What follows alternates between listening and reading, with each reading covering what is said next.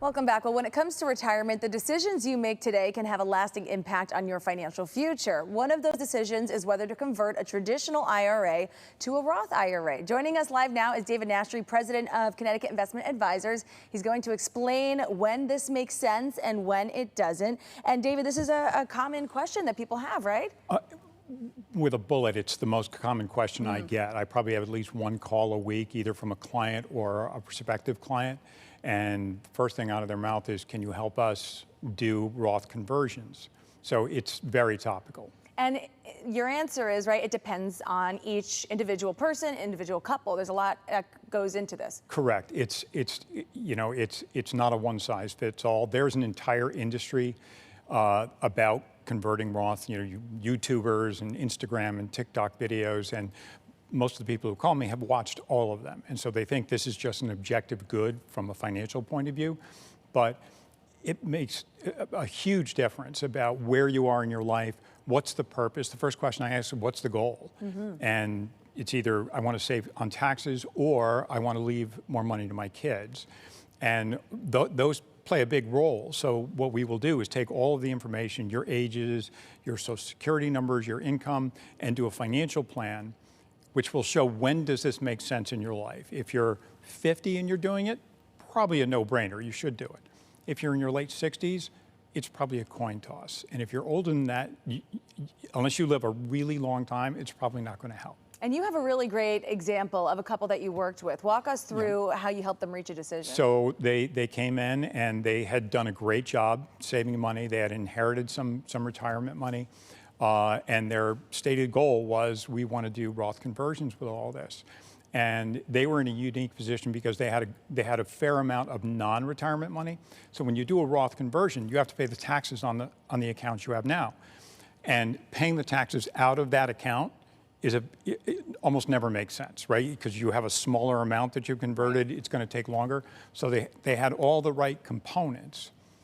Their ages were respectively late 60s and early 70s.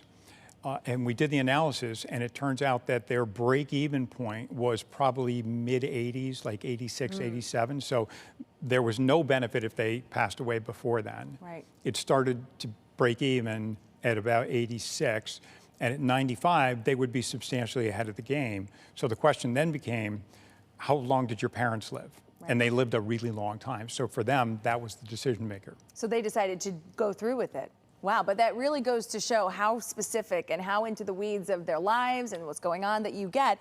And you're very experienced in this. You've been doing it for 20 years. And I want to mention you're also a licensed attorney, which I'm sure is beneficial to your clients as well. Helps. Tell us a bit about Sure. your business and what you help people do. So we're financial advisors. I happen to be an attorney, so I have a little bit of a broader depth of knowledge about a lot of things that come into play in our industry.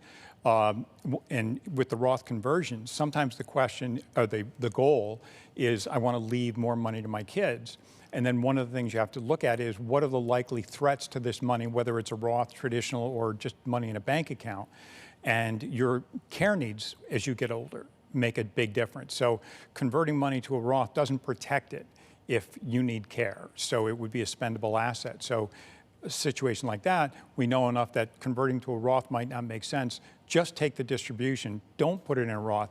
Put it into a trust, which you can't do with a Roth. So the legal training kind of plays in for scenarios like that. Absolutely, an added benefit for sure. And before we go, I do want to mention an exciting new venture for you. You are the official financial advisor now for the Quinnipiac University athletes. Yeah, that's right, for the athletic department. And that is a new partnership. It's really exciting. And the need for the athletes is there is an NCAA requirement with the new name, image, likeness rules that they can receive money from various different organizations.